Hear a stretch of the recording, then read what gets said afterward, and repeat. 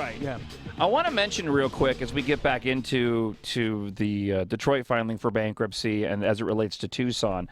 I hope that Mike Pollock and Ben Buehler-Garcia pick up on this and begin using it as they go out and talk to the people of Tucson, because I really think it would be well to do for everybody, not only A, to get those guys elected, but B, to force the city council to have to explain what is going on. Because as we were talking about on TV, I've used the Detroit reference because it works. We all see the visual of Detroit, and it's the big one.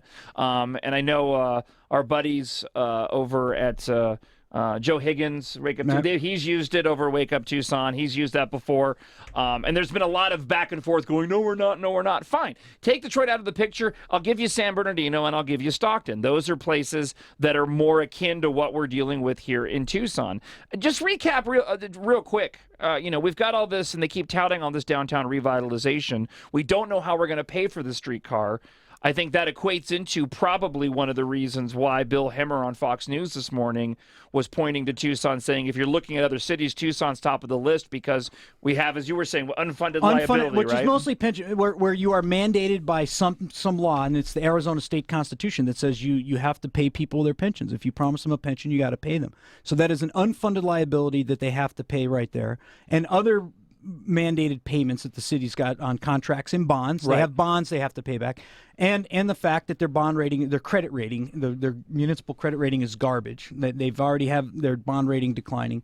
And they continue to spend money without making reforms. And that's a big thing. And the streetcar adds to that. So the public subsidy is going to be about $7 million a year now is the latest estimate I saw for the streetcar. And that's money that ain't going into the pension fund to pay police and firemen their pension, So that's going to add to it. It's a cosmetic thing. And you're right with those two cities. They create this cosmetic appearance that everything's hunky-dory, but behind the scenes, everything's falling apart. It's like that, like a movie set where the front of the building's looking all beautiful, and then when you walk around the side, it's just 2x4s holding up a facade. Yeah. That's what's going on.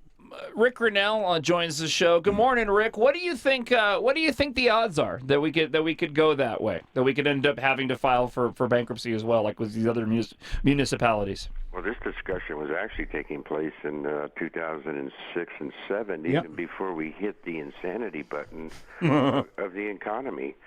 And what we kept doing as a city is they kept maximizing their bonding capacity. They kept spending money like it was falling off the trees. And this is not a new situation. We went through this, actually, if you look way back to 1988 when Don Bulgy. And in 1988, 89, this city was on the verge of bankruptcy. And what has happened is they have maintained a maximum credit outgo, maxed out their credit card, if you will, financially. And they keep adding, and so instead of paying down on that credit line, what they're doing is they're finding other ways to keep revenue coming in without having to pay for it. Yep. And the city is literally on the financial, because what they don't have, they can have downtown all day long, but we also have 90% of the 95% of the rest of the city. That's the right. economy is not that well out on the outskirts. Not in Tucson in general. I mean, they're lagging behind everybody statewide. And we keep saying no to opportunities that could build the chasing underbelly. jobs away. And this is the real bigger issue. We're creating commerce, which all it does is turn $1 over to another $1. Rick, I got to stop you there because I'm out of time, and I got to cut Frank loose. We're going to get back to the phone calls coming up. If you're watching on the CW58 and Cable Channel 8, come on over to 104.1 FM.